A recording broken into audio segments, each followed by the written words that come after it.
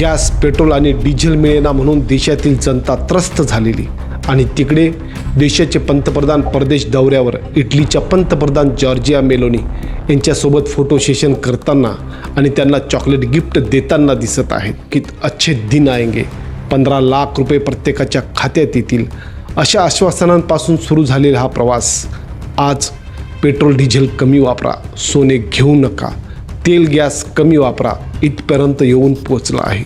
आणि हा प्रवास आता पुढे कुठपर्यंत जाईल हे सांगणं मात्र कठीण आहे. तरीसुद्धा काही अंधभक्त म्हणतात हमने शेर पाल रखा है, खर्चा तो होगा. पण हा शेर परदेश दौऱ्यावर असताना पत्रकारांनी काही थेट प्रश्न विचारले तेव्हा मात्र उत्तर न देता निघून गेले. एवढंच नाही, ज्या पत्रकाराने मोदींना प्रश्न विचारला तिचं सोशल मीडिया अकाउंटसुद्धा बॅन करण्यात आलं. दरम्यान भाजप आमदार गोपीचंद पडळकर यांनी तर अजून एक वेगळंच विधान केलं. आता ती हॉर्मुझ नावाची जी समुद्र दुनिया आहे ती बंद पडली मध्ये महिनाभर. आता जे माननीय मोदी साहेब गेलेले आहेत तिथून समुद्राच्या खालून पाईपलाईन करून भारताचा कायमचा प्रश्न मिटवता येतोय का याच्यावरती विचार सुरू आहे. जर मोदी साहेब समुद्राच्या खालून पाईपलाईन भारतात आणायचा विचार करत असतील तर ज्यांना ईश्वरपूर चांगली रस्ता करायची अक्कल नाही त्यांनी मोदी साहेबांना सल्ला देण्याची आवश्यकता नाही. ते म्हणाले की नरेंद्र मोदी परदेश दौऱ्यावर देशाच्या भविष्यासाठी समुद्रातून पाईपलाईनद्वारे पेट्रोल डिझेल आणण्याच्या प्लॅनिंगसाठी गेले आहेत. तेथून पाईपलाईन, वाह, हॉर्मुझहून पाईपलाईन, बोलाचा भात आणि बोलाची कडी वाटली का साहेब? अजून किती दिशाभूल करणार आहेत तुम्ही लोकांची? पडळकरांच्या या विधानावर लोक सोशल मीडियावर वेगवेगळ्या प्रतिक्रिया देताना दिसत आहे. जसे की लहानपणी मूल एखाद्या गोष्टीवरून रडत असतं, तो शांत बसावा म्हणून त्याची आई समजूत घालते. अगदी तसेच यांनी जनतेला वेड्यात काढण्याचं ठरवलंय.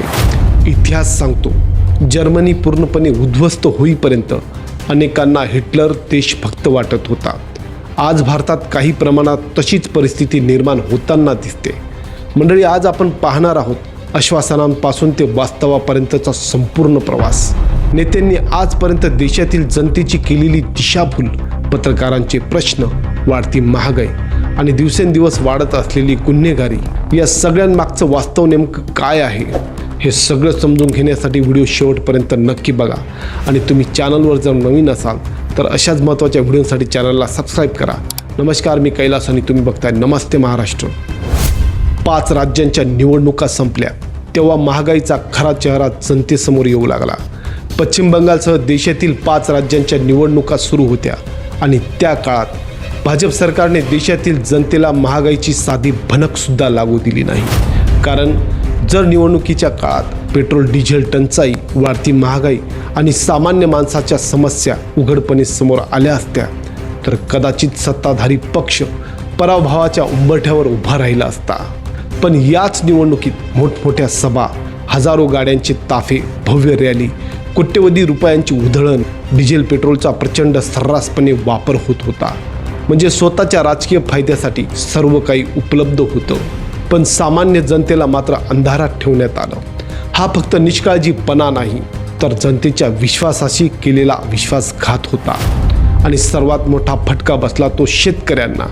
आज शेतकऱ्यांसाठी डिझेल म्हणजे जीवनरेषा बनली आहे. ही आत्ताची वेळ म्हणजे शेतीची मशागत, पेरणी, पंप, ट्रॅक्टर सगळं डिझेलवर चालतं. पण आज शेतकरी तासनतास पेट्रोल पंपावर रांगा लावून उभे आहेत. ज्यांच्या घामावर देश उभा आहे त्यांनाच आज स्वतःच्या पैशाने डिझेल घ्यायलाही संघर्ष करावा लागतोय. ना त्यांच्या पिकाला योग्य भाव, ना त्यांच्या शेतीमालाला हमी भाव.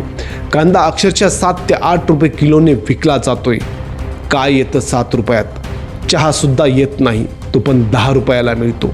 आणि वरून डिझेल, पेट्रोल, गॅससाठी होणारी हॅरसमेंट, हा कोणता विकास आहे? 2014मध्ये देशाला मोठमोठी स्वप्न दाखवली गेली. 100 स्मार्ट सिटी तयार करू असं सांगितलं गेलं. स्मार्ट सिटी तर झाली नाही, पण महागाईमुळे शहरांमध्ये घर घेणं सर्वसामान्याच्या आवाक्याबाहेर गेलं. वाढती बेरोजगारी, महागाई यांसारख्या समस्या तशाच उभ्या आहेत.